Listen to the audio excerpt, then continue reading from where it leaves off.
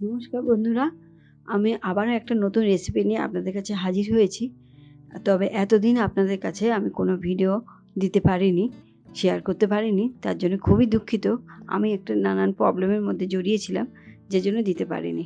এবার থেকে আবার রেগুলার আমি ভিডিও দেব। আজকে যে ভিডিওটা দেব আশা করি সকলের ভালো লাগবে। একটা মাছের রেসিপি। চলুন, এখানে আমি 4 পিস ভেটকি মাছ নিয়েছি, ভালো করে ধুয়ে নিয়েছি মাছটাকে। এবার নুন হলুদ এটাকে মাখিয়ে নেব।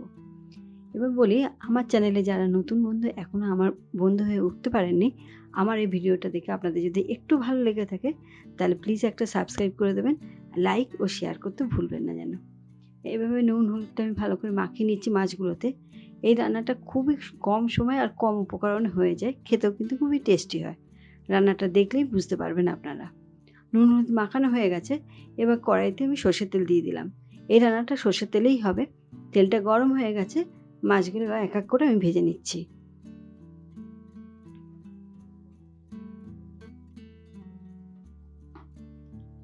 মাছগুলো সব ভাজা হয়ে গেছে আমার।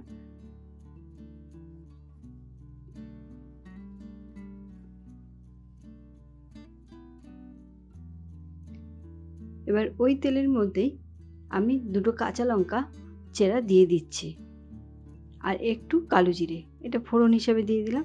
ফোড়নটা হওয়া অবধি অপেক্ষা করব। ফোড়নটা হয়ে গেছে। এবার একটা মিডিয়াম সাইজের পেঁয়াজের হাফ আমি কুচিয়ে রেখেছিলাম, সেটা আমি দিলাম। এটা মাছ অনুযায়ী মশলাগুলো আপনারা ইউজ করবেন, যেহেতু এখানে মাছ অল্প আছে সেই জন্য আমি পেঁয়াজ অল্প দিলাম। এইবার আমি আলুগুলো দিলাম। আলুগুলো আমি আগে দিতে পারতাম, তাহলে আলুগুলো লাল লাল হয়ে ভাজা হতো। এটা না, আলুটা লাল লাল ভাজা হবে না। একটু নুন দিয়ে দিলাম। এবার আলু আর পেঁয়াজটাকে ভাজা হবে অথচ লাল হবে না, সেইভাবেই আমি এটাকে ভেজে নেব। আমার ভাজা হয়ে গেছে। এবার একটা টমেটো আমি কুচি করে রেখেছিলাম, সেটাকেই আমি এর মধ্যে দিয়ে দিলাম। এবার টমেটোটা যতক্ষণ না নরম হচ্ছে ততক্ষণ একটু নাড়াচাড়া করে নেব।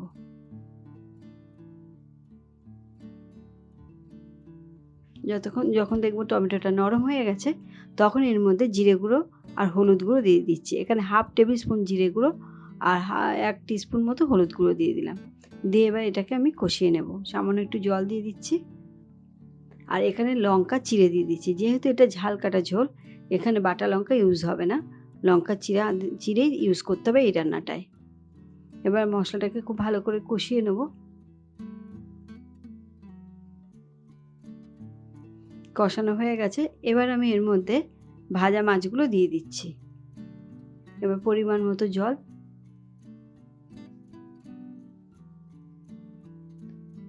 আর নুন আন্দাজ মতো, যে যার আন্দাজ মতো নুন দেবেন। দিয়ে কভার করে দেবো 5 থেকে 7 মিনিট। আমার মাছের ঝোল দেখেই বুঝতে পারছেন কতটা সুন্দর হয়েছে, খেতেও খুবই টেস্টি হবে। আপনাদের দেখবেন এই রকম মাছের ঝোল গরম ভাতের সঙ্গে পরিবেশন করে সত্যিই খুব খেতে ভালো লাগে। আমার তো গরম ভাতের সঙ্গে এরকম মাছের ঝোল খুবই ভালো লাগে। আপনাদের কার কার ভালো লাগে কমেন্ট করে জানাতে ভুলবেন না। আজকের মতো টাটা।